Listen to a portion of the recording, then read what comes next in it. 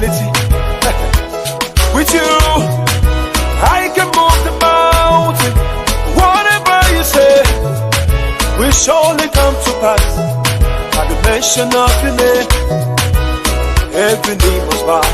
Oh, unchangeable, reliable.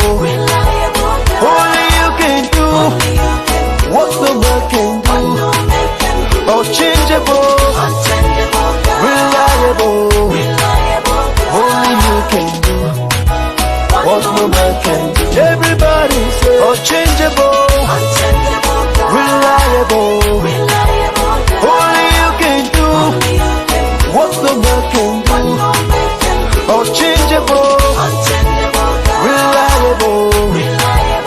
Only you can do what no man can do.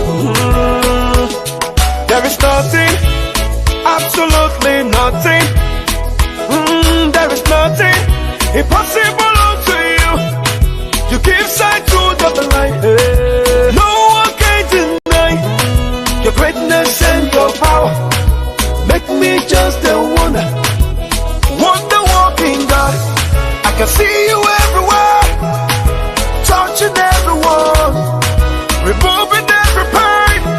Oh, there is nothing, absolutely nothing. There is nothing impossible unto you. Everybody unchangeable, reliable. Only you can do what no man can do. Unchangeable, reliable. Only you can do what no man can do. Everybody say unchangeable, reliable. Only you can do what no man can do. Unchangeable, reliable. Only you can do what no man can do.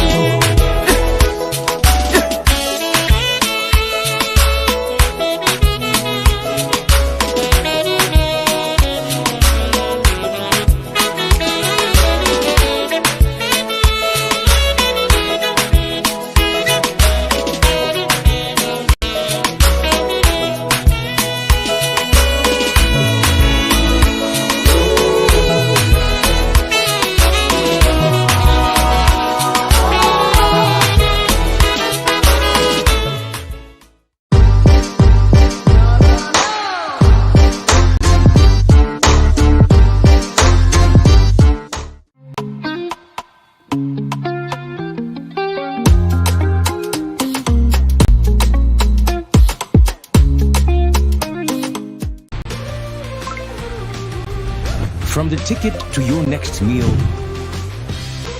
to your ticket to the next holiday, it's an easy way to ask for a boost when you're low. And keeping track of everything on the go. The future of money is simple, and it's here. Download the new M-Pesa app today.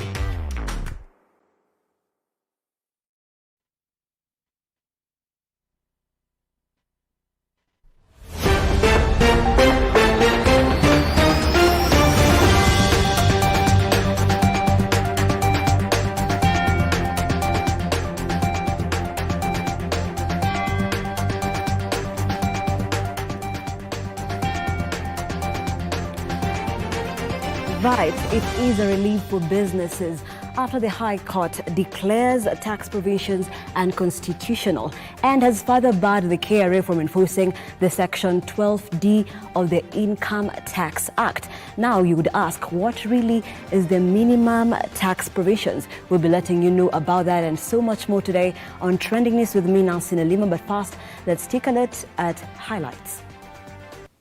The news headlines in association with Abby, your 24/7 digital personal banker. Another digital innovation that gets things done. That's Africanacity. That's ABSA. Ahead on Trending News, respite for businesses, large and small. Kenya's High Court rules that the government's plan to impose a minimum tax on corporate sales, even when a company reports losses, is unconstitutional.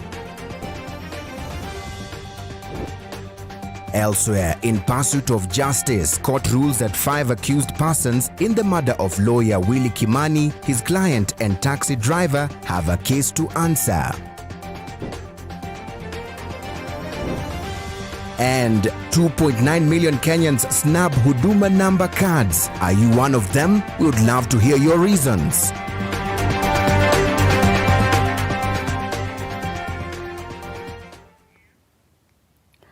And welcome. This is Trending News at Lookup TV on Facebook, Lookup TV on Twitter, and the SMS number is 20374. And keep it here, and we'll continue informing you for the next 30 minutes or so. And the bulletin begins now. The High Court has today ruled that the government's plan to impose a minimum tax of 1% on total company sales is unconstitutional.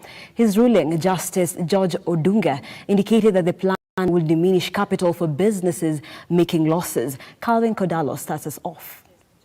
The minimum tax provision that requires companies and businesses to pay a 1% tax of their gross turnover is contrary to the law, Justice George Odunga has declared. The ruling also voids all guidelines under the minimum tax provision that was amended into the Income Tax Act in 2020 and stops Kenya Revenue Authority from implementing the tax. In his ruling, Justice Odunga has said that the tax has the potential to subject people to double taxation and also unfairly targets people whose businesses could be making losses. This was in direct response to the petitioners who said the tax was punitive for companies that were genuinely making losses. The government's case was also not helped by the move by the National Treasury exempting companies such as Kenya Airways that have been hard hit by the pandemic from paying the tax. The ruling comes as a relief for private businesses which were required to pay the tax despite dealing with the economic effects caused by the pandemic. It is, however, a blow for President Uhuru Kenyatta's administration, which projected raising 21 billion shillings annually through the provision. This was calculated as a part of the government's efforts to narrow the country's fiscal deficit below 7.5% of GDP. The government also envisioned the tax as a way to ensure companies that report losses as a tax avoidance strategy also get to contribute to the country's kitty as the government faces pressure to raise tax revenue. The government is looking to raise money to fund the 3 trillion shilling budget unveiled in July as President Uhuru Kenyatta races to implement his Big Four agenda goals. Kenya Association of Manufacturers in a statement has termed the ruling as historic, indicating that the minimum tax would have affected low-margin businesses, new businesses, and businesses making losses. The association has urged the government to pursue different ideas to expand the country's tax base. Calvin Kodalo, Lookup TV, Nairobi.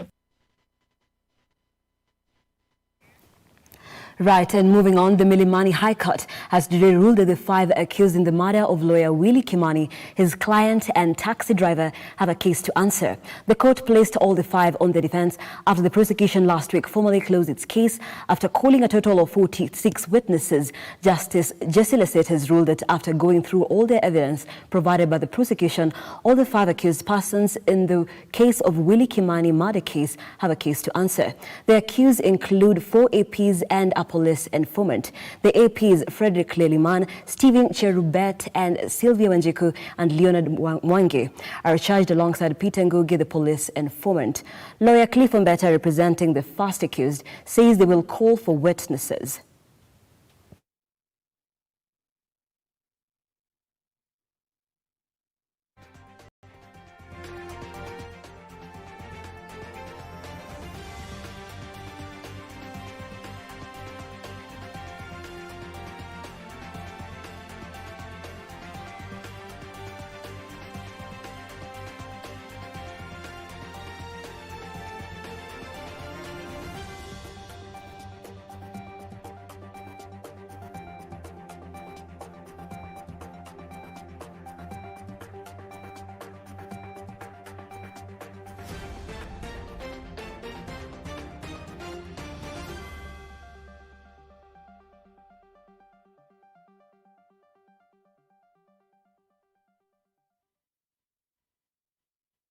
And moving on, University of Nairobi students are set to demonstrate this afternoon due to tripled fee increment and accommodation charges that has increased 7 times as first-year students report today. This comes 3 days after UN students, through their leaders, announced that they will be on the streets starting today. David Kasembel in our reports. The University of Nairobi has increased accommodation fees by up to 7 times per semester, peeling pressure on students already slapped with a sharp rise in tuition fees. The so-called comrades are set to go to the streets this afternoon due to failed negotiations with the university administration. Students in single rooms, mostly those in third and final years, will pay 21,525 per semester, up from 3,150 Kenyan shillings followed, while those in rooms shared by 4 will pay 15,120 Kenyan shillings, up from 2,730 Kenyan shillings. Fresh students set to start reporting to the public university from today will pay 19,635 Kenyan shillings for a room shared by 2 students per semester, up from 2,835 Kenyan shillings that UON has been charging at its main campus. The new freshers' fees come weeks after the institution more than doubled fees for postgraduate courses and parallel degrees to ease a cash crunch that has seen it default payment of statutory deductions. The increment will deal a blow to 5,894 government-sponsored students joining the university this month. The university had a student population of 65,188 as at June this year. UON in July doubled fees for government-sponsored and parallel students and those pursuing masters to ease a cash crunch caused by a dip in student enrollment. Undergraduate government-sponsored students for the medical course joining this month will now pay 59,000 Kenyan shillings, up from 26,500 Kenyan shillings, a 123% increase. They will pay 54,000 Kenyan shillings in their second year. Self-sponsored students for the undergraduate medical course will pay 640,000 Kenyan shillings, up from 445,000 Kenyan shillings. The university raised fees for students pursuing master's degrees in courses like Communication and Business Administration (MBA) to 680,000 Kenyan shillings for a 2-year program from an average of 275 Kenyan shillings, reflecting an increase of 174%. The fees for degree courses in commerce, economics, and law under the parallel degree program have been increased by up to 70% to about 1 million Kenyan shillings for the 4 years. Vice Chancellor Stephen Kiama in July said that the university owed Kenya Revenue Authority KRA 7.2 billion Kenyan shillings, underlining deepening cash flow crisis at the institution amid a dip in student enrollment. UON is struggling to honor obligations such as payroll taxes, retirement benefits, and insurance premiums for employees. Funding for the UON, just like other universities, has been hit by a sharp fall in the number of self-sponsored students in the past 3 years due to a drop in number of students scoring the mandatory C+ grade in KCSE. Students enrolling for the parallel degree program courses have over the years generated billions for the institutions. The cash crunch for the universities has also been caused by the implementation of the differentiated unit cost model that resulted in a reduction of government capitation in large universities. This caused huge payroll gap and accumulation debts. David Kasembeli, Lookup TV, Nairobi. Thank you, David Kasembele, for that report. And we go back to matters taxes. Now, the tax collections in the first 2 months of the financial year jumped by 31.42%, reflecting a recovery in economy activities. The impact of new taxes on phone calls and internet use and loans have this to thank for.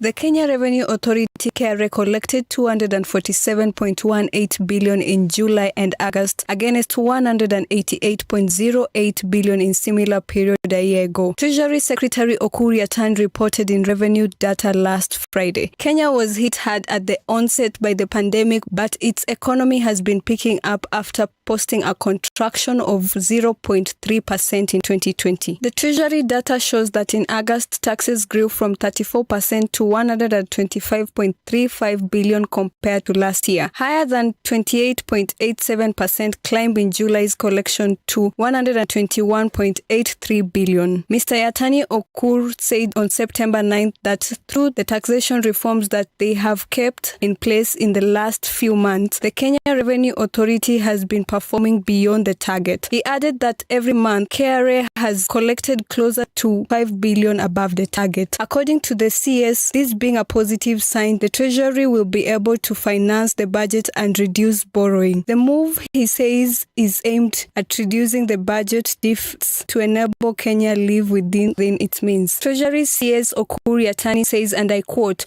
"We are now back to business, schools are on and a lot of activities revolve around the education sector." Treasury CS Okuri Atani says, and I quote, "We are now back to business, schools are on and a lot of activities revolve around the education sector. So we are very confident that these are going to contribute to our economic growth." End of quote. Sheila Wanga, Look Up TV, Nairobi.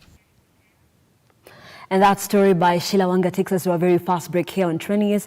But do keep it, Look Up TV and Trending News, and let me know what's trending at this hour, wherever you are, using the SMS number 20374 at Look Up TV on Twitter, Look Up TV on Facebook. There's so much more lined up for you on the other side of the break.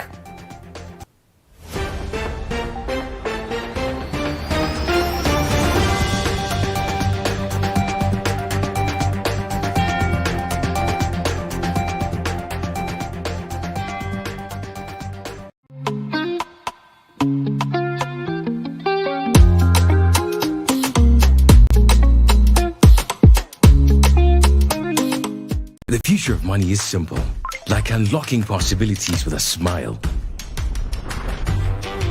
And having the world in the palm of your hand.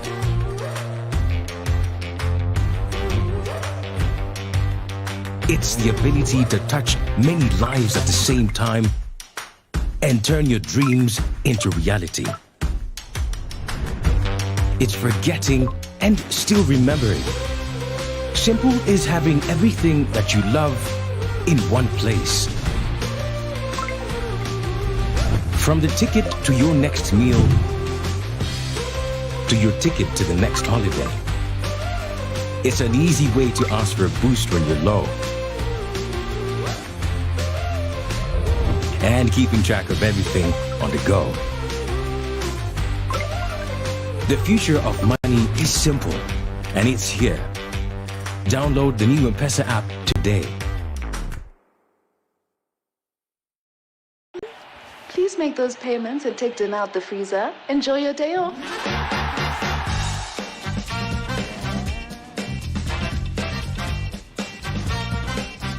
Hey. How was your day? Great. Did you pay the bills? Abby did it. And the plumber? Abby did it. Send money to your mom? Abby did it. Who's Abby? Bank on WhatsApp with Abby, your 24/7 digital personal banker. Another digital innovation that gets things done. That's Africanacity. That's ABSA. Did you take dinner out the freezer? Welcome to Look Up Guest House, Retreat and Prayer Center. When you first come in, we will be happy to receive you at our reception, then proceed to our cozy and well-equipped accommodation facilities. We aim to provide our guests with a unique, comfortable and worthwhile experience. Here at Look Up Guest House, we provide our guests with a continuous supply of room amenities.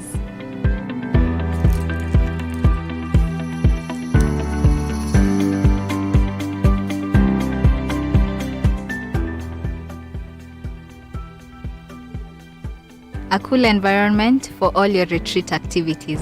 Look Up Guest House, Retreat and Prayer Center. For reservation, contact us on info@lookupguesthouse.org or call us on 0746 788 707. Want to grow your business? Broadcast your sermon, share birthday wishes, make funeral announcements, produce adverts and documentaries? Then book and advertise with us today by calling us on +254 700 893 542 700-893-542 or email us on sales@look-up.tv. Health Check in association with Natural Juicing Center. Why avoid self-medication?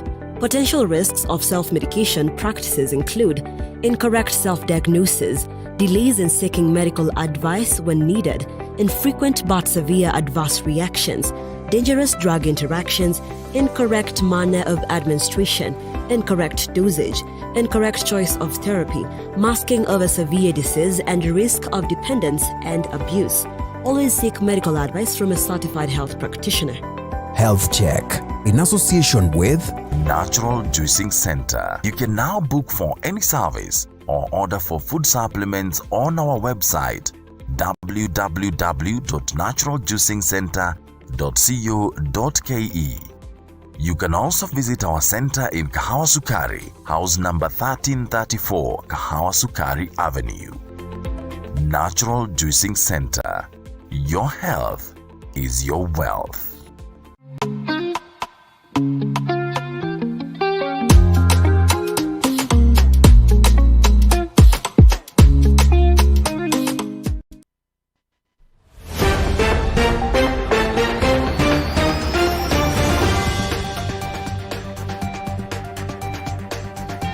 Welcome back. Thank you so much for staying with Lookup TV. The hashtag is trending news.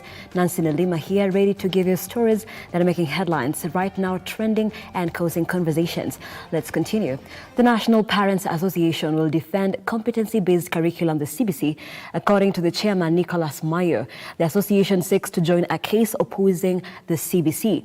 Mayo today said they will be on the defense of the new curriculum, noting that they are in support of the system. Parents vow to defend the CBC. This is after their chairman Nicholas Mayu says they will be on their defense and noted that the Parent Association are in support of the competency-based curriculum, CBC. Ironically, parents have been moving it to social media platform opposing the new curriculum for what they term as inability of students to cope up with. Others suggesting for the former 844 curriculum. On Friday last week, Advocate Nelson Harvey filed a petition terming it unlawful and prejudicial to the future of Kenyan children. While speaking at Institute of Curriculum during engagement with education stakeholders on CBC, Chairman Nicholas Mayu said, and I quote, "Our concern is the judicial that could disrupt our children's education. We will join as parents representing 10 million children in public primary school." End of quote. On his part, Education Cabinet Secretary George Magoha said that the CBC is here to stay and assured the continuity of the competency-based curriculum. All eyes are now on Parent Association as they battle to defend the new curriculum. Shadrack Reria, Lookup TV, Nairobi.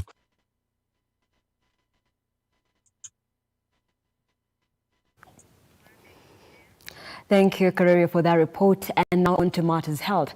The National Health Insurance Fund is broke and may not meet its obligations if the negative financial performances is not dealt with. A new report by Auditor General Nancy Gathungu shows the National Health Insurer has a funding gap of over 3.6 billion. The fund's performance has dropped compared with the financial year 2017-2018 when it earned an extra 295 million shillings. Gathungu warned that the fund's performance is on a downward trend, and if strategies are not in place to reverse the trend, the fund is likely to experience financial difficulties in future. The deficit resulted in a reduction of the fund's earning from 23 billion shillings it posted in the year ending June 2018 to 19 billion shillings in the year ending June 30th, 2019. NHIF's performance has been a cause of concern for many leaders, with calls to the government and the fund management to get a lasting solution. During the NHIF membership registration drive in Mombasa in July, ODM leader Raila Odinga decried the situation of the fund failing to meet the hospitalization needs of Kenyans. The former Prime Minister lamented that a number of Kenyans were avoiding going to hospital because they fear the costs associated with the services. Raila said that with the current pandemic, hundreds of Kenyans have died simply because they could not afford hospital fees. He argued that the chance of a greater segment of the population dropping dead from illness is one infection away. Odinga said that Kenyans deserve insurance subsidies that come with both inpatient and outpatient needs in hospitals. The challenges with NHIF have been blamed for slowing down President Kenyatta's universal health coverage plan, which is among the pillars of the Big Four agenda. The UHC dream has yet to succeed despite its roots being traced to the NAC government in the botched amendments to the NHIF Act by the then Health Minister Charity Ngilu. The NHIF management has attributed the fund's loss-making woes to the fact that millions of Kenyans have left their accounts dormant, as only 5.1 million accounts are active out of the registered 10.4 million. Chairman Lewis Nguyai, in pushing for individuals to activate their accounts, once told a meeting in Nairobi that NHIF pays 2 shillings for every shilling received by a member. MPs are currently processing a bill that is hoped to remedy some of the stumbling blocks to the UHC agenda. The NHIF Bill 2021 seeks to provide that the national and county governments be liable contributors for all public and state officers under a national health scheme. Private employers would also be required to top up their workers' contributions to ensure the total amount is not less than 500 shillings in efforts to raise more cash. The proposed law currently before the Senate also sought to stage mandatory registration for persons. who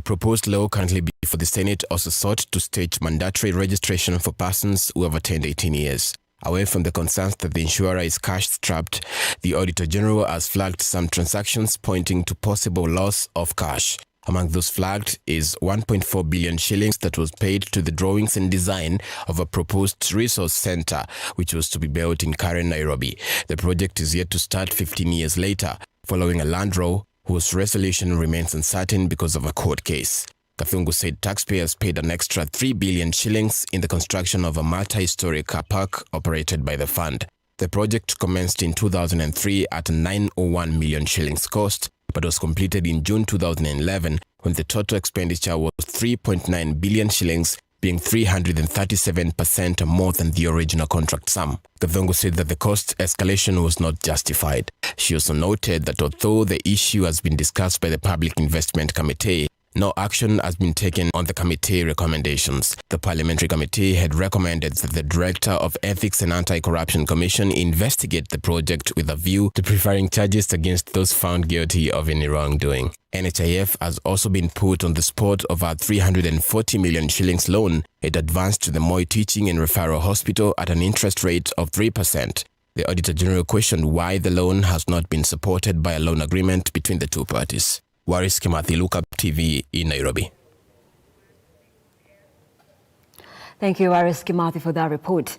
Now, over 2.9 million Kenyans are yet to collect their Huduma number cards 6 months after a nationwide distribution of the new digital cards was launched. Government spokesman Cyrus Oguna has stated that over 7.3 million people have collected the cards since President Uhuru Kenyatta and First Lady Margaret Kenyatta became the first Kenyans to be issued the cards during last year's Mashujaa Day celebrations in Kisii Town.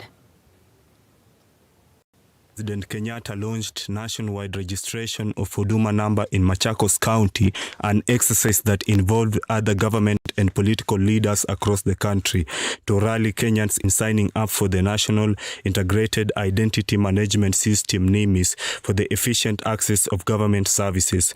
As of now, Dr. Oguna has indicated government plans to effect the use of cards despite millions of Kenyans yet to collect them, and even more worrying, millions more yet to sign up into the new system. The spokesperson added that Huduma number second phase registration will kick off within a couple of months after the logistical arrangements have been put in place, with the Treasury having allocated 1 billion shillings for the exercise.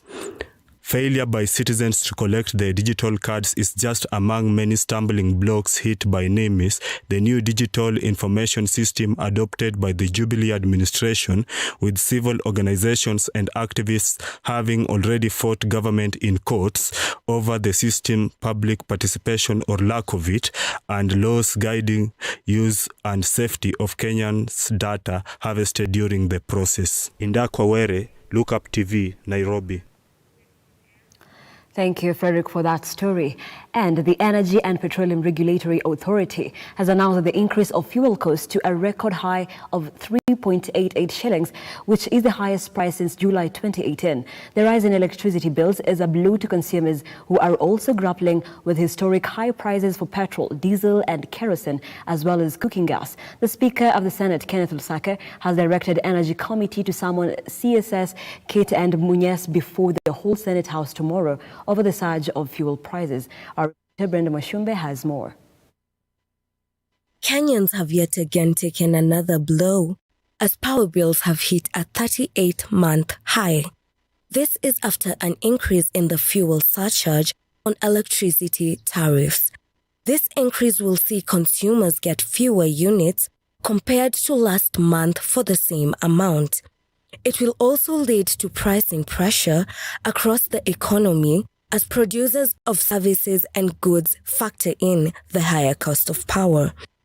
This has added fresh pain to consumers who have already been battling high costs of petrol, diesel, kerosene, and cooking gas.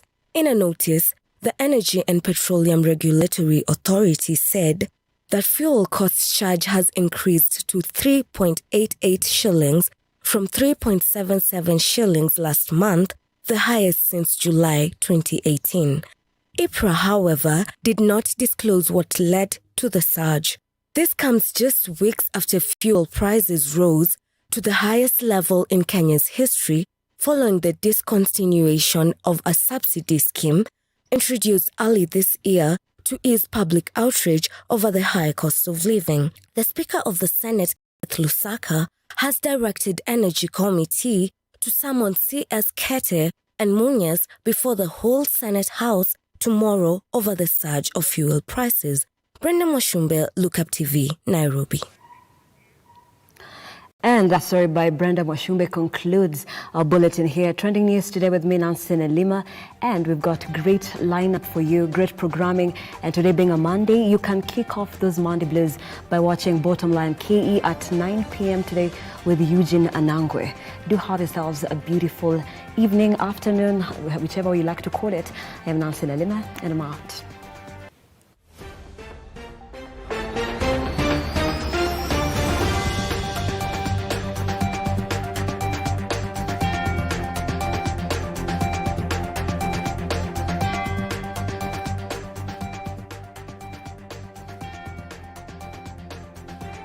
Like, follow, subscribe, click the notification button. Join the Look Up TV movement now.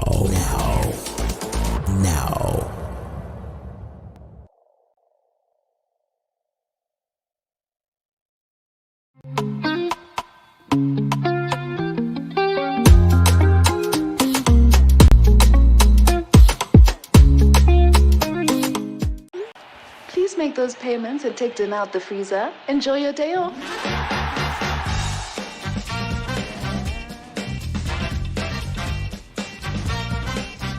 Hey. How was your day? Great. Did you pay the bills? Abby did it. And the plumber? Abby did it. Send money to your mom? Abby did it. Who's Abby? Bank on WhatsApp with Abby, your 24/7 digital personal banker. Another digital innovation that gets things done. That's Africanacity. That's ABSA. Did you take dinner out the freezer? The future of money is simple, like unlocking possibilities with a smile. And having the world in the palm of your hand.